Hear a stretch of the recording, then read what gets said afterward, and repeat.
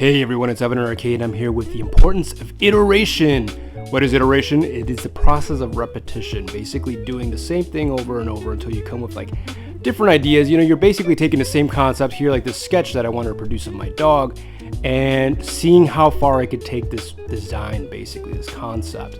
So I decided to scan this guy in, which is actually a pretty old sketch, and multiply it a couple times in Photoshop, kind of lighten it up the opacity so I could print it out, and I'm going to basically redraw on top of these because the concept is pretty much done, but I want to see what other versions of this I can create by just redrawing it over, but slightly different from the last one. You know, changing up the ears, line weights, adding little things, cutting it up a little bit, maybe not making it completely full in some cases. In other ways, maybe moving the tongue back and forth, the eyes a little bit larger. Little things that change here and there are just adding more ideas in terms of what the final version of this can be. Here you can see I added the little Basquiat crown and stuff like that. Afterwards, I go around and I start circling around the pieces that I really liked from each iteration, each copy that I made. You know, so I'm going through and saying I like this foot, like this leg, the line weight of certain things, the ears on certain parts.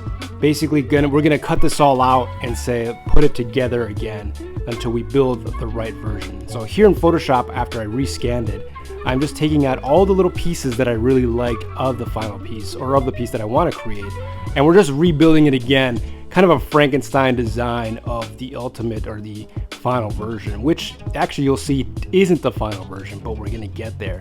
I printed it out again, and we're redoing it all over again one last time, even though I did this a couple of times just for who knows what, really. Just kind of wanted to get something out of it, create a really cool design of my dog in celebration of my dog.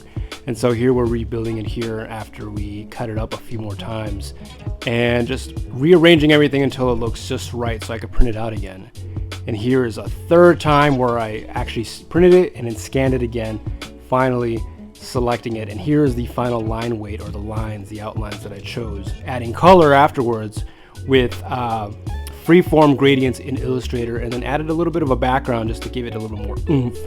And then here you see the final version of it up close, which I'm really happy with, even though this design turned into a lot of things in the past. Originally it turned into this full-blown painting that I did a couple years back, but I still wanted to turn it into something more iconic, cartoony, and ultimately turn it into a tattoo, which I got today on August 26th, which is apparently is National Dog Day. Ultimately, iteration can be applied to anything, really. Cooking, making music, architecture. It's all about taking your concept and tweaking it until you get the best possible outcome, whether it's for yourself, the client. You want to produce the best final product that you can do. And that's what I did with this piece, and that's why it's so important to practice iteration. Thanks for watching.